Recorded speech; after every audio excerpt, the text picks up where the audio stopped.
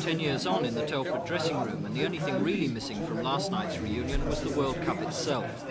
10 of the 1966 team were there.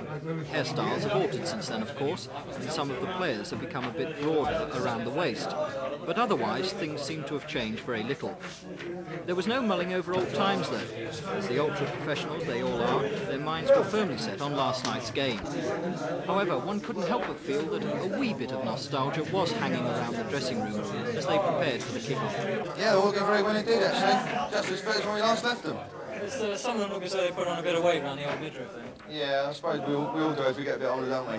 And it's a few years ago since we won in '66, but as I say, over the years they all seem to be wearing really marvellous and look really well. What about yourself? How do you remember that final? Is it a long and distant memory?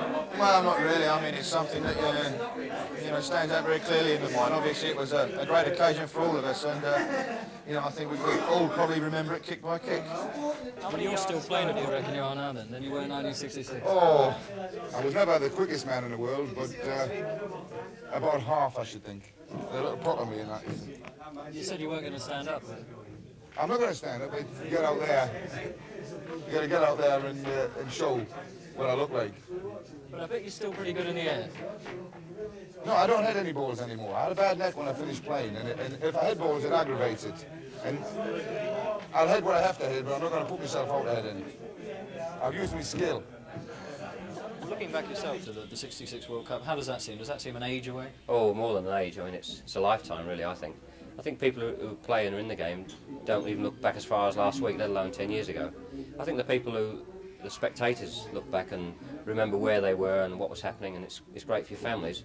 But in many respects, it's another game. It sounds a bit blasé saying that, but it's such a long time ago now, it's almost out of my mind. Do you remember the goals? Reasonably well, yeah. It was 3, wasn't it? I think, but obviously.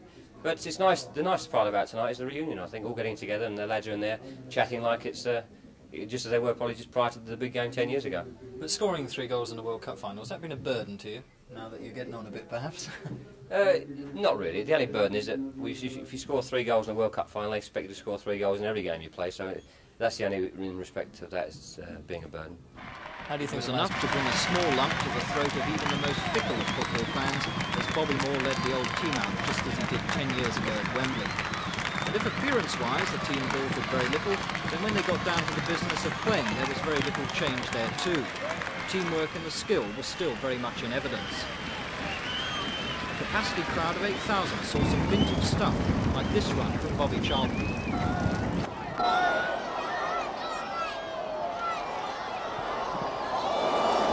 This goal from Geoff Hurst brought back memories of his 3rd at Wembley 10 years ago. The final score was just like old times as well, 4-0 to the England team. The other goals coming from Alan Ball and 2 from the Charlton brothers.